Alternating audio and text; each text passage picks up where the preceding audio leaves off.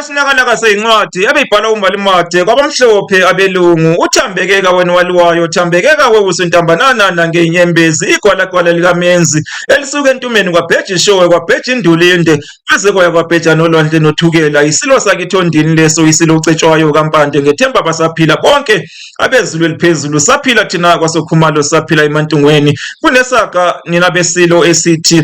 into yomuntu umhluzi wempisi incazelo yaso nina besilo ixwayisa abantu ukuba bangabothembela ezintweni zabanye abantu izinto abasuke beyibolekile ngoba abaninizo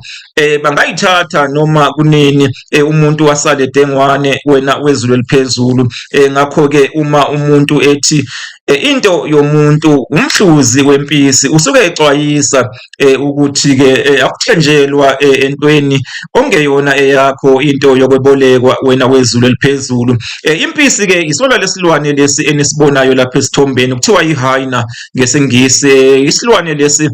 semndenini wama wild dogs umndeni obandakanya namankentshane nina bezulu eliphezulu inja yehlathi lena nina besilo impisi nina bezulu eliphezulu kaSuthu likaSitswana likaSpedi abe barikiphiri khona